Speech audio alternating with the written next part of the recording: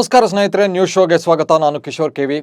JDS BJP ನಾಯಕರು ಒಟ್ಟಾಗಿ ಲೋಕಸಭಾ ಚುನಾವಣೆಗೆ ಮೈತ್ರಿ ಮಂತ್ರ ಜಪಿಸ್ತಾ ಇದ್ದಾರೆ. ಕರ್ನಾಟಕದ 28 ಕ್ಷೇತ್ರಗಳನ್ನು ಕೂಡ ಗೆಲ್ಲಬೇಕು ಅಂತ ರಣತಂತ್ರ ರೂಪಿಸ್ತಾ ಇದ್ದಾರೆ. ಆದರೆ ರಾಜ್ಯದ ಎಲ್ಲ ಕ್ಷೇತ್ರಗಳದ್ದೇ ಒಂದು ಲೆಕ್ಕವಾದರೆ ಮಂಡ್ಯ ಮಾತ್ರ ಕಗ್ಗಂಟಾಗುತ್ತಲೇ ಹೋಗ್ತಾ ಇದೆ. ಸಕ್ಕರೆ ನಗರಿ ಬಿಜೆಪಿಗೋ ಅಥವಾ ದಳಕ್ಕೋ ಅನ್ನೋದು ಡಿಸೈಡ್ ಆಗೋ ಮೊದಲೇ ಅಖಾಡ ರಣರಂಗವಾಗ್ತಾ ಇದೆ.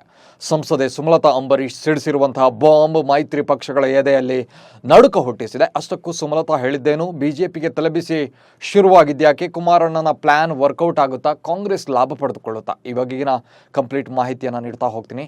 ನೀವು ಸುದ್ದಿಯಾನದ ಸಬ್ಸ್ಕ್ರೈಬರ್ ಆಗೋಕೆ ಮರಿಬೇಡಿ. ಸ್ವಾಭಿಮಾನ ಅನ್ನುತ್ತಲೇ 2019 ಲೋಕಸಭಾ ಚುನಾವಣೆಯಲ್ಲಿ ಸುಮಲತಾ ಅಂಬರೀಶ್ ಘಟಾನುಘಟಿ ನಾಯಕರಿಗೆ ನೀರು ಕುಡಿಸಿದ್ರು. ಪಕ್ಷೇತರ ಅಭ್ಯರ್ಥಿಯಾಗಿ ಅಖಾಡಕ್ಕಿಳಿದು ಸಂಸದೆಯಾಗಿ ಆಯ್ಕೆಯಾದರು. ಅಂದಿನ ಸಿಎಂ ಎಚ್.ಡಿ. ಕುಮಾರಸ್ವಾಮಿ ಪುತ್ರ ನಿಖಿಲ್ ಕುಮಾರ್ ಸೋತು ಸುಣ್ಣವಾಗಿದ್ರು. ಆ ಸೋಲಿನ ಸೇಡು ಕುಮಾರಣ್ಣನ ಎದೆಯಲ್ಲಿ ಕುದಿಯುತ್ತಲೇ ಇದೆ. ಸೋಲಿನ ಪ್ರತೀಕಾರಕ್ಕಾಗಿ ಕಾಯ್ತಾ ಇದ್ದಾರೆ. ಇತ್ತ ಬಿಜೆಪಿ ನಾಯಕರು ಮಂಡ್ಯ ಕ್ಷೇತ್ರದಲ್ಲಿ ಮೈತ್ರಿ ಅಭ್ಯರ್ಥಿಯೇ ಗೆಲ್ಲಬೇಕು ಅನ್ನೋ ಟಾರ್ಗೆಟ್ ಅನ್ನು ಇಟ್ಕೊಂಡಿದ್ದಾರೆ. ಆದರೆ ಸುಮಲತಾ ಅಂಬರೀಶ್ ನಡೆ ಈಗ ಬಿಜೆಪಿ ಬುಡವನ್ನೇ ಅಲುಗಾಡಿಸ್ತಾ ಇದೆ. ಬಿಜೆಪಿಗೆ ಬಹಿರಂಗವಾಗಿ ಬೆಂಬಲ ಘೋಷಣೆ ಮಾಡಿದ್ದಂತಹ ಸುಮಲತಾ ಅಂಬರೀಶ್ ಮಂಡ್ಯದಿಂದ ಬಿಜೆಪಿ ಅಭ್ಯರ್ಥಿಯಾಗಿ ಕಣಕ್ಕಿಳಿಯೋಕೆ ಸಜ್ಜಾಗಿದ್ರು. ಪ್ರಧಾನಿ ಮೋದಿ ಆದಿಯಾಗಿ ರಾಜ್ಯದ ನಾಯಕರು ಸುಮಲತಾ ಬೆನ್ನಿಗೆ ನಿಂತಿದ್ರು. ಆದರೆ ದಿಢೀರ್ ಬೆಳವಣಿಗೆಯಲ್ಲಿ ಜೆಡಿಎಸ್ ಹಾಗೂ ಬಿಜೆಪಿ ಪಕ್ಷ ಮೈತ್ರಿ ಮಾಡಿಕೊಂಡಿವೆ. ಮಂಡ್ಯ ಕ್ಷೇತ್ರ ಜೆಡಿಎಸ್ ಪಾಲಾಗೋದು ಬಹುತೇಕ ಫಿಕ್ಸ್ ಆಗಿದೆ. ಬಿಜೆಪಿ ಟಿಕೆಟ್ ನಿರೀಕ್ಷೆಯಲ್ಲಿದ್ದಂತಹ ಸುಮಲತಾಗೆ ಟಿಕೆಟ್ ಸಿಗಲ್ಲ ಅನ್ನೋದು ಕೂಡ ಕನ್ಫರ್ಮ್ ಆಗಿದೆ. ಹೀಗಾಗಿ ಮಂಡ್ಯ ಕ್ಷೇತ್ರದ ಬಿಜೆಪಿ ನಾಯಕರು ಹಾಗೂ ಆಪ್ತರನ್ನ ಬೆಂಗಳೂರಿನ ತಮ್ಮ ನಿವಾಸಕ್ಕೆ ಕರೆಸಿಕೊಂಡು ಚರ್ಚೆ ನಡೆಸಿದ್ದಾರೆ. ಬಳಿಕ ಮಾತನಾಡಿರುವ ಸುಮಲತಾ ಯಾವುದೇ ಕಾರಣಕ್ಕೂ ಮಂಡ್ಯ ಕ್ಷೇತ್ರವನ್ನು ಬಿಟ್ಟುಕೊಡುವುದಿಲ್ಲ ಅಂತ ಕಡ್ಡಿ ತುಂಡು ಮಾಡಿದಂತೆ ಹೇಳಿದ್ದಾರೆ.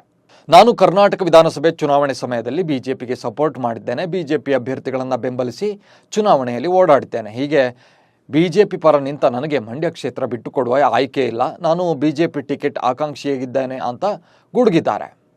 ಇದೇ ವೇಳೆ ದಿವಂಗತ ಅಂಬರೀಶ್ ಅವರ ವಿಚಾರವನ್ನು ಕೂಡ ಪ್ರಸ್ತಾಪಿಸಿ ಅವರ ತವರು ಭೂಮಿ ಮಂಡ್ಯ ಬಿಟ್ಟರೆ ನನಗೆ ರಾಜಕೀಯವೇ ಬೇಡ, ಬೇರೆ ಯಾವುದೇ ಕ್ಷೇತ್ರದಿಂದ ಸ್ಪರ್ಧೆ ಮಾಡಲ್ಲ ಅಂತ ಹೇಳಿದ್ದಾರೆ.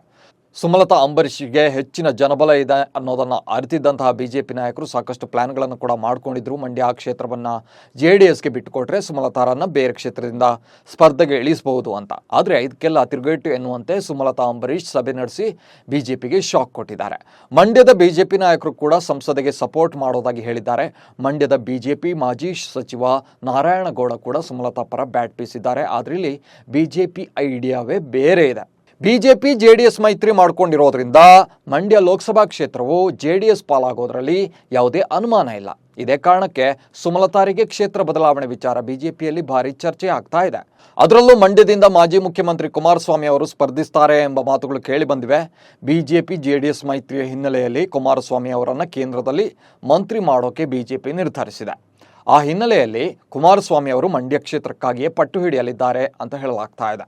ಇದಕ್ಕೆ ಪೂರಕವಾಗಿ ಕುಮಾರಸ್ವಾಮಿ ಕೂಡ ಮಂಡ್ಯ ಕ್ಷೇತ್ರವನ್ನು ಬಿಟ್ಟುಕೊಡುವಂತೆ ತಾವೇ ಖುದ್ದಾಗಿ ಸುಮಲತಾರನ್ನ ಭೇಟಿಯಾಗಿ ಮನವಿ ಮಾಡುವುದಾಗಿ ಹೇಳಿದ್ದಾರೆ. ಇದರ ನಡುವೆಯೇ ಸುಮಲತಾರಿಗೆ ಬೆಂಗಳೂರು ಉತ್ತರ ಅಥವಾ ರಾಮನಗರ ಕ್ಷೇತ್ರಗಳನ್ನು ಕೊಡೋಕೆ ಬಿಜೆಪಿ ಆಲೋಚನೆ ಮಾಡಿದೆ ಅಂತಾನೂ ಹೇಳಲಾಗ್ತಾ ಇದೆ. ಅಸಲಿಗೆ ಸುಮಲತಾರಿಗೆ ಈ ಬಾರಿಯೂ ಪಕ್ಷೇತರರಾಗಿ ಕಣಕ್ಕಿಳಿಯೋಕೆ ಅವಕಾಶ ಇದೆ. ಹೀಗೆ ಮಾಡಿದರೆ ಬಿಜೆಪಿ ವಿರುದ್ಧ ಸೆಡ್ಡು ಹೊಡೆದ ಹಾಗಾಗುತ್ತೆ. ಒಂದು ವೇಳೆ ಪಕ್ಷೇತರರಾಗಿಯೂ ಸ್ಪರ್ಧಿಸಿದ್ರು ಅದರಿಂದ ಜೆಡಿಎಸ್ ಬಿಜೆಪಿಗೆ ಖಂಡಿತವಾಗಿಯೂ ನಷ್ಟವಾಗಬಹುದು. ಮತಗಳು ಓಡಿದ್ರೆ ಅದು ಸುಮಲತಾರಿಗೂ ನಷ್ಟ ಉಂಟು ಮಾಡಬಹುದು. ಇದೇ ಕಾರಣಕ್ಕಾಗಿ ಸುಮಲತಾ ಅವರು ತಾವು ಕ್ಷೇತ್ರ ಬದಲಾವಣೆ ಮಾಡಲ್ಲ, ಬಿಜೆಪಿಯು ಮಂಡ್ಯ ಕ್ಷೇತ್ರವನ್ನು ತನ್ನಲ್ಲೇ ಇಟ್ಟುಕೊಳ್ಳುತ್ತೆ ಅಂತ ಹೇಳುವ ಮೂಲಕ ಬಿಜೆಪಿ ಹೈಕಮಾಂಡ್ಗೆ ಪರೋಕ್ಷವಾಗಿ ಮನವಿ ಸಲ್ಲಿಸಿದ್ದಾರೆ ಎನ್ನಲಾಗ್ತಾ ಇದೆ. ಗ್ಯಾರಂಟಿಗಳ ಮೇಲೆ ಗ್ಯಾರಂಟಿಗಳನ್ನು ಘೋಷಿಸಿ ಎಲ್ಲವನ್ನ ಜಾರಿಗೊಳಿಸಿ ನುಡಿದಂತೆ ನಡೆದಿದ್ದೇವೆ ಅಂತ ಕಾಂಗ್ರೆಸ್ ಸರ್ಕಾರ ಹೇಳಿಕೊಳ್ತಾ ಇದೆ. ಕೊಟ್ಟ ಮಾತನ್ನ ಈಡೇರಿಸಿದ್ದಾರೆ ಅನ್ನೋದನ್ನ ನಾವು ಕೂಡ ಒಪ್ಪಿಕೊಳ್ತೇವೆ. ಆದರೆ ಬಡಾಯಿ ಕೊಚ್ಚಿಕೊಳ್ತಿರೋ ಸರ್ಕಾರ ಈಗ ನೌಕರರ ಹೊಟ್ಟೆ ಮೇಲೆ ಹೊಡೆಯೋ ಕೆಲಸ ಮಾಡ್ತಾ ಇದೆ. ಅದರಲ್ಲೂ ಸರ್ಕಾರಿ ಶಾಲೆಗಳಲ್ಲಿ ವಿದ್ಯಾರ್ಥಿಗಳಿಗೆ ಮಧ್ಯಾಹ್ನದ ಬಿಸಿಯೂಟ ಮಾಡಿ ಬಡಿಸುವ ತಾಯಿಯಂದಿರ ಸಂಬಳಕ್ಕೆ ಕತ್ತರಿ ಹಾಕಿದೆ. 3 ತಿಂಗಳಿಂದ ವೇತನ ಕೊಡದೆ ಸತಾಯಿಸ್ತಾ ಇದೆ. ಅಧಿಕಾರಿಗಳನ್ನು ಕೇಳಿದ್ರೆ ಇವತ್ತು ಬರುತ್ತೆ ನಾಳೆ ಬರುತ್ತೆ ಅಂತ ಸಬೂಬು ಹೇಳಿಕೊಂಡು ಹೋಗ್ತಾ ಇದ್ದಾರೆ. ರಾಜ್ಯದ ಸುಮಾರು 47,000 ಸರ್ಕಾರಿ ಶಾಲೆಗಳು ಸೇರಿದಂತೆ ಅನುದಾನಿತ ಶಾಲೆಗಳ ಮಕ್ಕಳಿಗೆ ಬಿಸಿಯೂಟ ತಯಾರಿಸಲು ಅಡುಗೆ ಸಿಬ್ಬಂದಿ ನೇಮಕವಾಗಿ ದಶಕಗಳೇ ಕಳೆದಿವೆ. ಆದರೆ ಅವರಿಗೆ ಕನಿಷ್ಠ ವೇತನ ಇನ್ನೂ ಕೂಡ ಜಾರಿಯಾಗಿಲ್ಲ. ಇವತ್ತಲ್ಲ ನಾಳೆ ಆದರೂ ಕೂಡ ವೇತನ ಏರಿಕೆಯಾಗುತ್ತೆ ಎಂಬ ನಂಬಿಕೆಯಲ್ಲಿ ಬಿಸಿಯೂಟ ಸಿಬ್ಬಂದಿ ಕಾಯ್ತಾ ಇದ್ದಾರೆ. ಆದರೆ ವಿಪರ್ಯಾಸ ನೋಡಿ, ಕೊಡಬೇಕಾದ ಹಣವೇ ಇನ್ನೂ ಬಂದಿಲ್ಲ.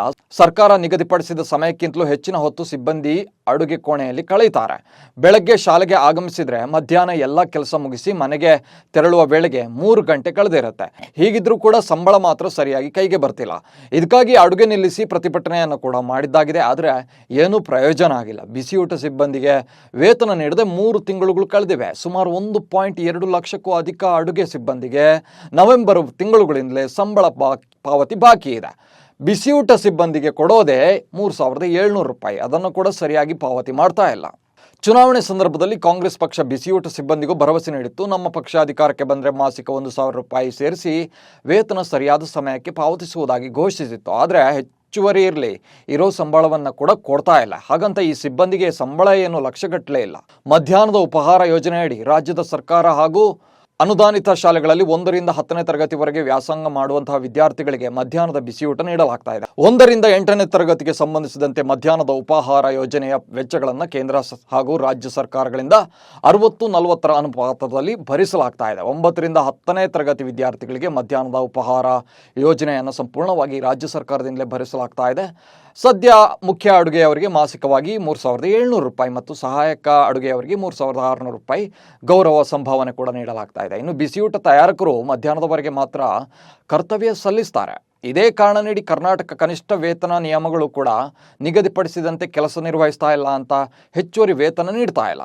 ಏನೇ ಹೇಳಿ ಬೆಳಗ್ಗೆಯೇ ಬಂದು ಮಕ್ಕಳಿಗೆ ಹಾಲು ಊಟ ತಯಾರಿಸಿಕೊಡುವಂತಹ ಸಿಬ್ಬಂದಿಗೆ ಸರ್ಕಾರ ವೇತನ ನೀಡೋಕೆ ಆಗ್ತಾ ಇಲ್ಲ. ಬಹುಶಃ ಗ್ಯಾರಂಟಿ ಯೋಜನೆಗಳನ್ನು ಜಾರಿಗೊಳಿಸಿದ ಉತ್ಸಾಹದಲ್ಲಿ ಬೇರೆ ಯೋಜನೆಗಳನ್ನು ಮರೆತು ಬಿಡ್ತಾ ಎಂಬ ಅನುಮಾನ ಕೂಡ ಈಗ ಮೂಡ್ತಾ ಇದೆ.